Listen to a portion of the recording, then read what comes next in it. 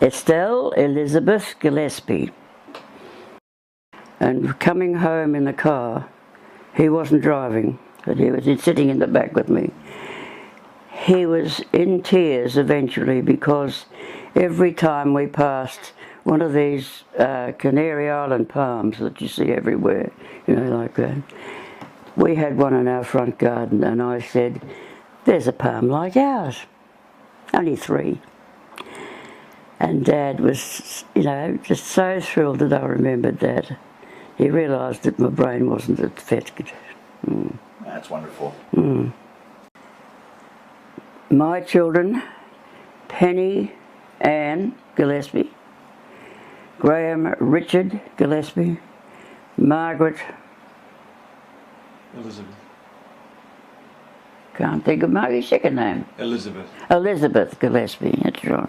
They were all born here in Melbourne. Penny was born in 61. Graham was born in the end of 62. Margaret was born in 64. Right. Very quick. Then we found out what caused it. So we had no more.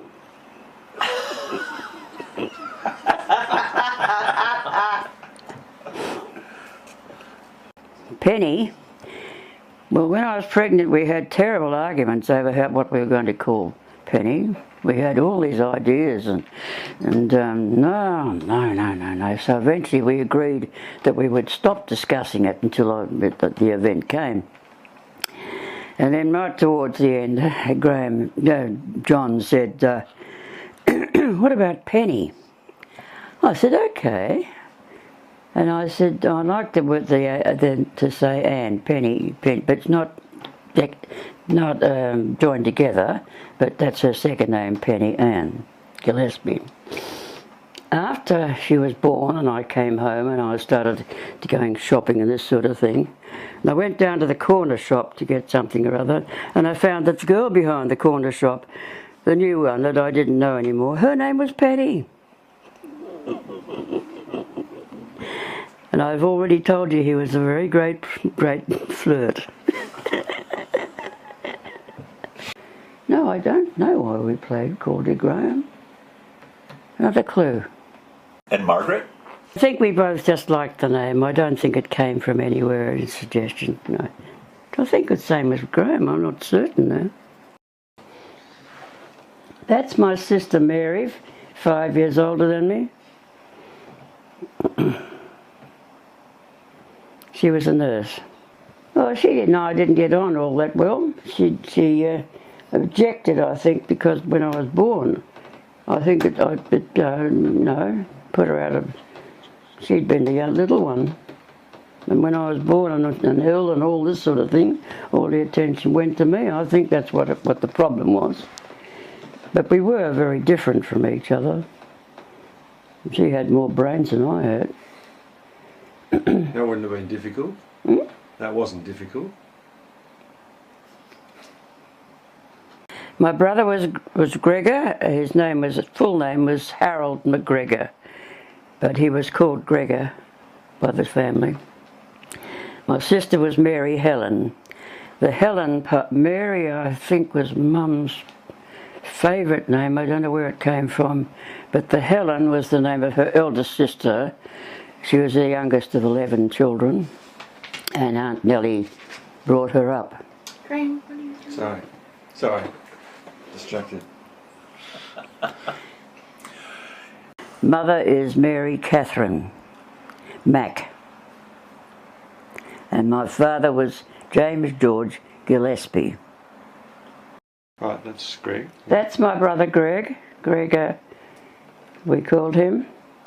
He was a farmer down in the Western District, took over Mum's old home, and eventually was for about 30 years, and then he had to pull off. He had been in the Second World War and came back with a bad back, and he found it very hard sometimes with the farming. Mum? That's my mother, and I think she was about 18 when that was taken. Scottish, 100% Scottish. All Scottish. Of course. My great-grandparents came out from Scotland. Great-grandparents. About 1850. And they settled in the Western District of Victoria. And my mother grew up in the Western District of Victoria. Known each other, because I think that must have been known how they knew each other. I've never found that out. Never bothered to ask. What's this one? Now that is my husband John's father. He was in the First World War. As you can see, he's got those two badges. And he was injured. He was wounded quite early after he got over to Europe. And he had to lose his leg from just underneath the knee. And so he was invalided back home, and he died at the age of 39 after having married and having 3 children. But he got diabetes, and he died because of the diabetes. Having been evacuated for 18 months and coming back, the first Sunday after we came back, Mum said, "Now put your good clothes on, you're going to Sunday school." And I said, "No, I'm not. I'm a big girl now, I'm not going to Sunday school anymore. Haven't been to Sunday school for 18 months. And Mum said, Mum was a very, very, almost domineering at times. Mum said, "You are going to church." And I said, "I'm not going to." So then she appealed to Dad. And of course I did everything for Dad. And Dad said, "Please go, darling." All right. So I got dressed up, and they saw me off at the front gate, and it's about six steps, 6 houses down to the corner. And when I got to the corner, I looked back, and they weren't looking for me anymore. And so instead of going right down to the church, I went left to the Caulfield Town Hall, which has a clock tower. And I then walked around the roads that were around the Caulfield Town Hall for the time it took to go to Sunday school and come back again. And I came back again, and they said, "Did you enjoy Sunday school?" "Yes, thank you." And that was it. But on Tuesday night, after dinner, there were just the 3 of us at home at that stage. After dinner, Dad said, "Well, let Mum clear the table, darling. I want to have a chat with you." So we went into the sitting room, and he put me on his lap, and I was a bit big to be on his lap by that time, but that's what he did. And he cuddled me, and he said, "Now I think you've got something to tell me." I couldn't think of anything other than that, you see, so I couldn't say that. So I don't know. "I think you do." And he just quietly wore me down till eventually I burst into tears and told him the whole thing, you see. And he said, "Well, you're not going to do that again, are you?" He could absolutely break me down. I used to get so weak with him. And I went to Sunday school for the rest of my life until it was, big stuff. Hopscotch. Skippy. Early on learned to start play tennis. But the hopscotch and Skippy were the main things at school. And hide and seek and all that sort of thing as well. During the war, when I was at Melbourne Grammar, when the Japs started coming down, and the Americans came over here, they took over our school buildings in South Yarra. And so my age group, plus 2 or 3 other sections, were moved to Marysville. We were evacuated to Marysville for 18 months until the Japs started receding again. That was when I did my best schooling. But to start with, I was desperately homesick. Desperately homesick. I'd never been away from my parents before. and it had affected me quite a bit. And at the end of the term, when the first holidays came, I then had to have my tonsils out. So I was late back to school after the school holidays. And Mother came with me, drove up with me in the bus. And luckily, the headmistress was there for lunch in our boarding house that day. Whether it had been a rage or not, I don't know. But Mother and she had been at school together. So she had a very enjoyable lunch while I went to have lunch and then had to go and start school again. And at that day we were having schooling in that particular building, which was where I lived in at that time. And as they came away from lunch, I heard this voice saying, "I'm going home now, Mother. Going home now, Estelle. Bye, Mum." I'd been so homesick all that other term, but I was fine. So I finished, I had 6 years in senior school, 2 years in the junior school, and then 5 years in the senior school. Did not do matriculation. I didn't have enough brains for that. I was more musical. I was playing the piano quite a bit. They thought I might go to the conservatorium, but no, they decided I wasn't good enough, and I'm so glad they did. I wasn't good enough. I went to a kindergarten to start with, and there's a little story as far as I'm concerned these days, is that school, that little school was it was the Sunday school buildings of the church about 3 streets away. My mother walked me up. I was riding my tricycle. My mother walked with me to show me where to go. We had to cross 3 streets to get there. And after 2 or 3 days, she said, "Now you know the way, don't you?" And I said, "Yes." So from then on, I went by myself, which you wouldn't let anyone do these days. There wasn't a soul in the streets. That was 1935 or 4. The next school I went to was St Margaret's School, which was a girls' school in Malvern, and when the war started, it came out to Berwick. And so then I had to move to another school, but my sister had already moved from St Margaret's to Melbourne Girls' Grammar, Melbourne Church of England Girls' Grammar, Melbourne Church of Eggs. But and it didn't really worry me when they said that they didn't think I would. So I did typing in shorthand instead. Yes, I suppose Rosella was it, yeah. When I was overseas, I was just trying to include overseas as well. But yes, I think the last one I had was at Rosella Foods.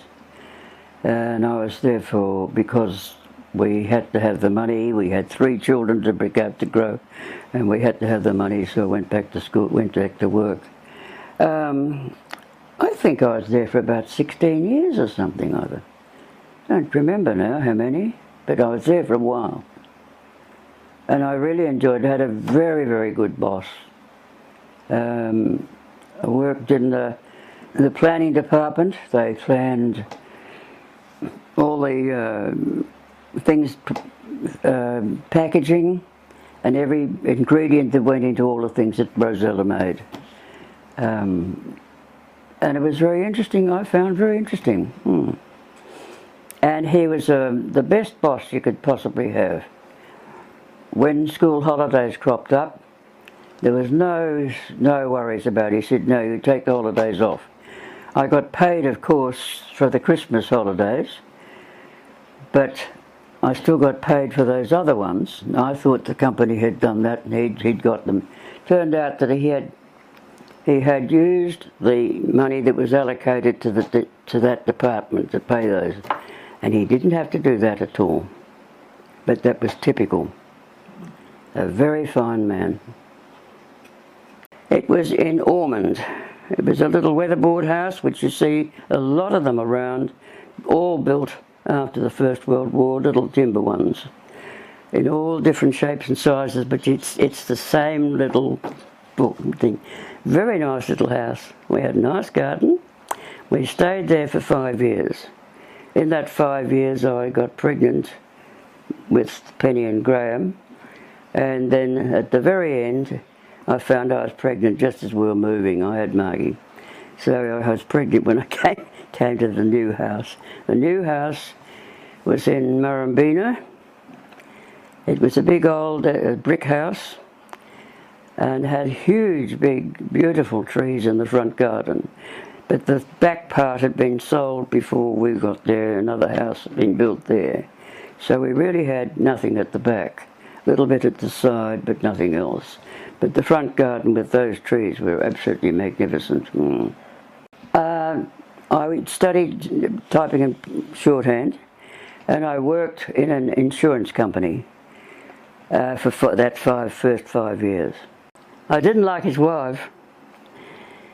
She was very abrupt, and she was very. They were English. I don't know whether that made any difference, but she didn't think too much of anybody that worked underneath David.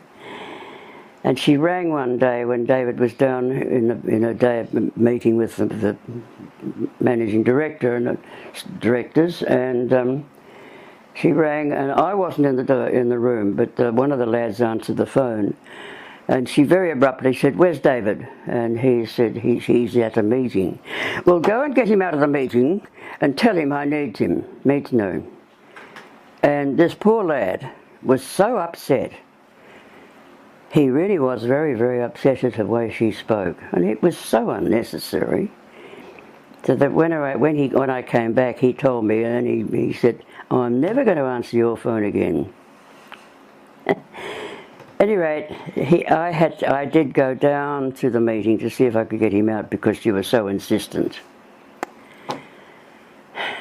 And he came after a few minutes, you see, and then spoke to her and everything like that. And then he came out of his room to tell me, "You want to know what he wanted me for? What she wanted me for?" And I said, "Oh, if you want to tell me, you know."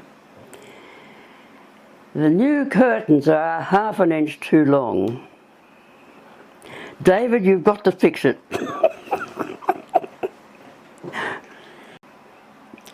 I think we just got to know each other very easily. When we were over in England, we saw each other just occasionally. He had a motorbike, and when I was up in York working for a little while, he was over in the west. He used to come over for a couple of times, riding to come over. But there wasn't as a matter of falling in love, it was just a matter of getting to know each other. And yeah, it was I suppose we fell in love eventually. But it was just a gentle falling in love, I think. I could never pick it. No, never pick it. I suppose he had a good sense of humour, and we all did. That was a big help. He was a good worker, and he was very interested. He was a mechanical engineer, and he was always interested in everything going around. And he always wanted to know the wheres and the wire houses and how things worked and everything like that. And I found that very interesting. And he was a good bloke. Well, when I was 24, 3 other girls and myself decided to go overseas. And when we got on board the ship and started sailing down the bay, one of the lads from our church had also come along, and he had met that chap who had been at school with him, and his name was Gillespie. And so he said he would introduce him to another Gillespie, which he did, and of course he introduced him to the other girls, and he took no notice of me whatsoever, and he went around with the lass here standing beside me here for the rest of the trip. I mean, I think he had 2 or 3 of them that he escorted, actually. He was the biggest flirt out. He never meant it. I think it was it was late at night at home we'd been out somewhere, and he came home, and I brought him in to have some tea, a cup of tea to go before he had to walk home. Mum and Dad were in bed, and it was just how about if we get married or something like that, you know? And I hummed and hawed a little bit, to say the truth. And then I said, yes, that's good, you see. And then when he'd gone, we both of us looked at each other as if to say, what? But yes, it was good. And he went off, and Mum and Dad still had their light on, though they were in bed. So I went in there and told them, and then when I told them, I then burst into tears. And don't ask me why, I don't know. Tears of happiness? I hope so. We got married at St Stephen's Presbyterian Church in Caulfield. Yeah. And that's the church I'd grown up with. And he had grown up also as a Presbyterian, but he had grown up, where had he grown up? Elwood. Elwood. Oh, in Melbourne, but yeah, but what was the subject? Elwood. Elwood, yes, that's right, he grew up in Elwood. Now that's myself and John at a younger age. That is a studio photograph. We've got the same for the children as well. Where's your wedding photo? Where's your wedding photo? The what? Your wedding photo. Where is your wedding photo? I don't think I've got one. Yeah, you do. You better go over and have a look for it. See if I can find it. Other people are being happy. Other people being happy. When I go downstairs to coffee, I make certain I go down with a smile. No matter how I feel, I try to make people happy. Very little. Particularly what's modern now, because they have concerts down here, and I go down in the coffee shop and I'm having a cup of coffee while that's on. It's horrible. It really is. Yes, when I was very small, we always had cats and dogs.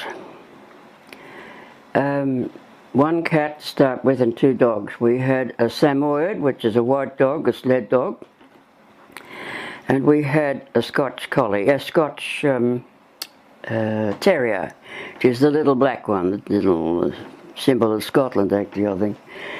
The little black bloke was a horror for getting out and going up the street and disappearing. Chum was the one who I played with most, and he and I were just like this. My sister was 5 years older than me, my brother's 7 years older than me, so I didn't have anyone else except the dog. Not very much, not as much as I should be, but enough to say, as I say thank God for things that I say. I don't curse him or anything like that if things go wrong. That's life. But I do thank him for God, for the children, and for things that go really well. What makes you sad? Other people being sad, and mostly sadness, anything that's gone wrong or something like that, you know. What's your favorite color? I suppose blue. Yes, in particular the one that I remember. I was very ill in hospital when I was 3. I had scarlet fever, and I also had later a very nasty infection behind here, which is called a mastoid, and they have to cut it out from the skull. And I was only 3. I nearly died. But they gave me in hospital a little felt bunny rabbit dressed up.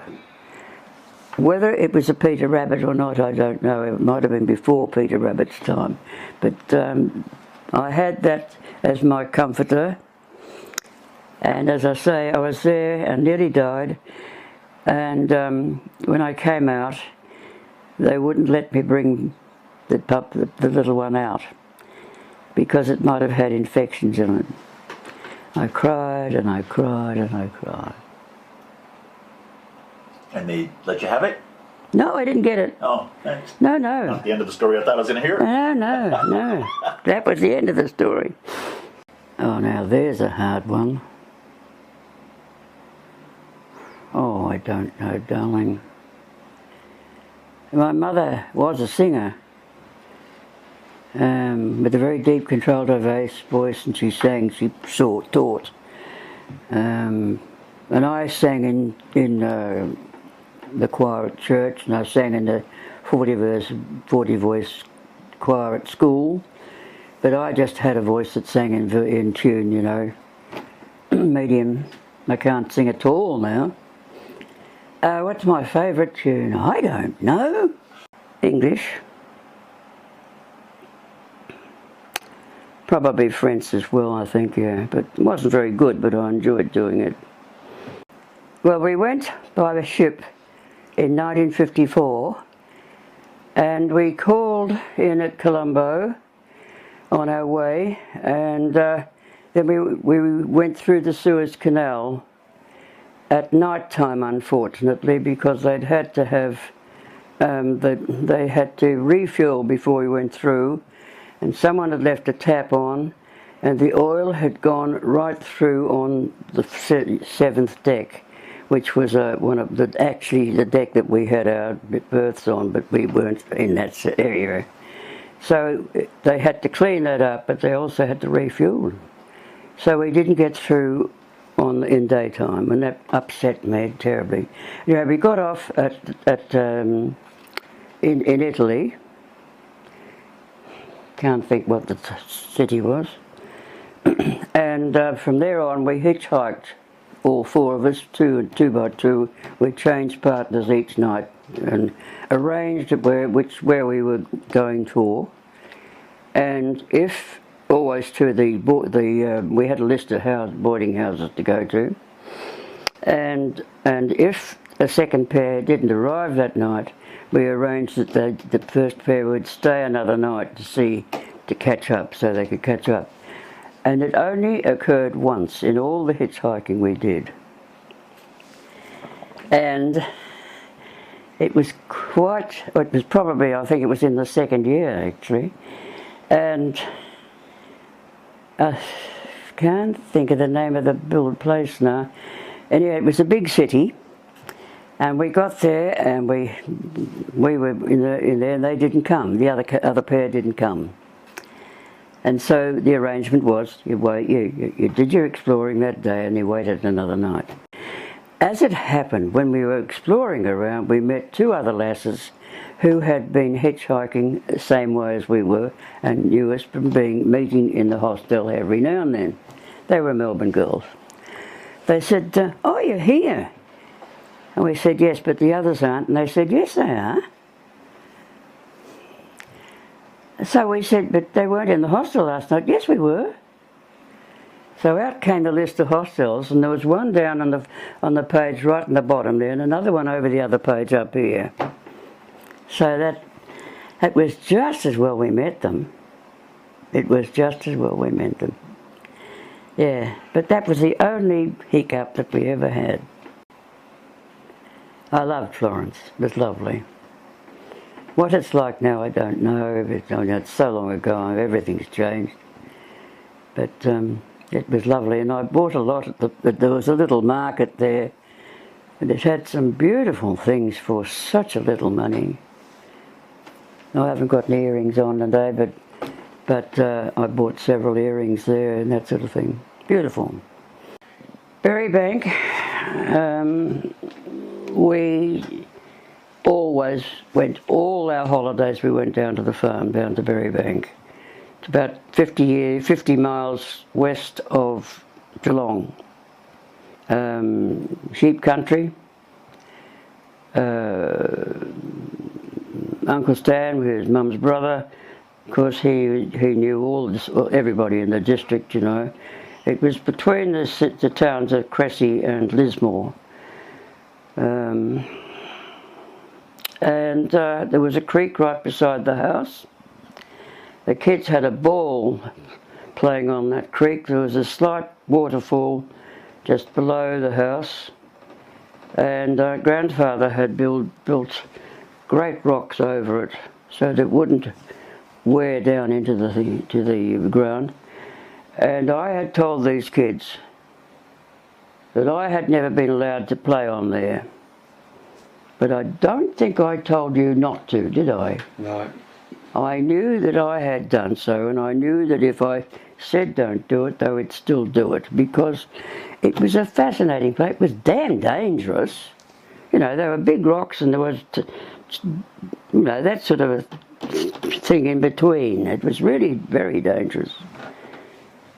And below that was only about, 5 feet, 6 feet? Below that, of course, it was a little waterfall.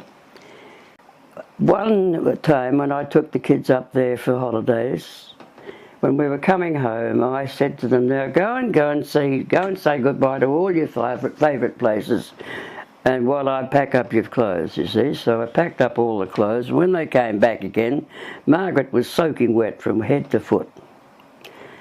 Well, how did this happen? Graham pushed me into the water. Did he now? Right, okay, so I unpacked clothes. The following year I thought, right, I'll pack some clothes, unpack some, leave some out just in case. Sure enough, back again she came. Did it happen 3 years in a row? And then we didn't go down there anymore because we had to sell the farm. Good health. And very good parents. And that farm to go down to, I've had an ideal growing up, you know. And I had a good husband and 3 great kids. Here they are, they looking after me, keeping an eye on me. They needn't have to do it, but all 3 of them, I've got people around me here who have family that don't care a hoot about them. And I've got 3 of them. So I am very, very happy. And I thank God for it every night. Sure I have. I regret that John died to start with. He died 5.5 years ago. Regrets that I didn't do things or something like that? Not really, no. Not really. Earliest memory. In hospital when I was 3 with scarlet fever and this mastoid that I had.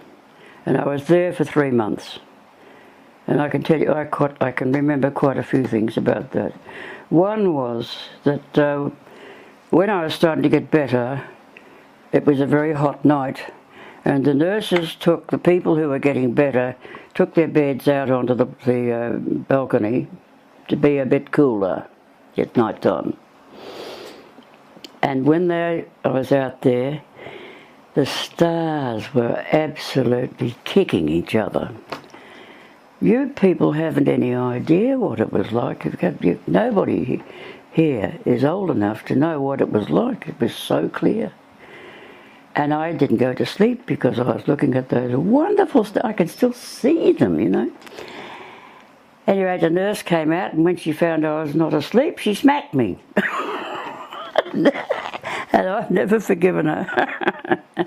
And the bed got taken back inside. What did you do to get through some of the tough times in life? Just work your way out through it. I think that's all I can say. You've just got to go through it. Do the best you can. Well, I think I'd say live cleanly and live looking outwards instead of inwards, that sort of thing. Helping other people, that sort of thing. No saying it at all. Oh, don't record that. As well. Of course I am. You bet. Well, you look lovely. You're You didn't tell me that. Yes, I did. Just for your grandchildren. This is for our That's if I have any. Oh, I've still got a few of them yet. What's the name of that point? I don't know. I don't think I can remember that. But he had grown up. Where had he grown up? Elwood. Elwood. Oh, in Melbourne. But yeah, but what was the subject? Elwood. Elwood. Yes, that's right. He grew up in Elwood. God. How much time you got? Get out of the room. I am Australian. Is that right? How much did you get paid? I got very little. What was it now? To talk about. What else was I saying?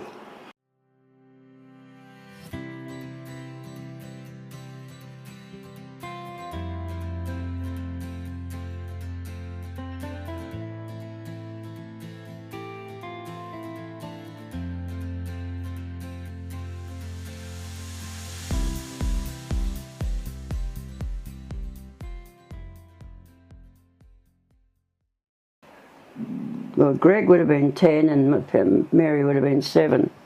And she looks like 10 or 12 to me. How old were you? 3. Oh, 2, 3. 3. Yeah. It must have been just before I went to hospital. That's me. Oh, gorgeous. What age? 25, I'd think, judging by the haircut. 26 perhaps. And I'm sitting on the beach at the far west point of England.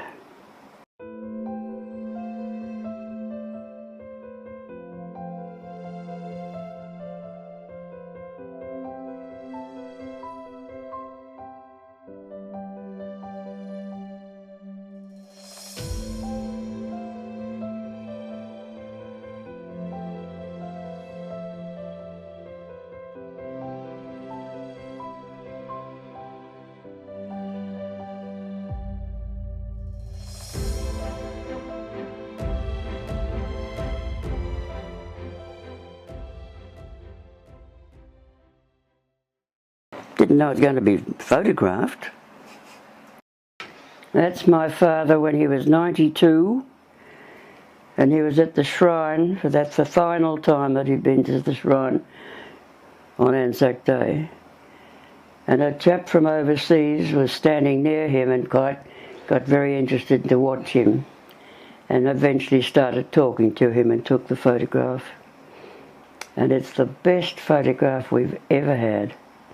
And he sent it from back from his home. We didn't know he had taken it.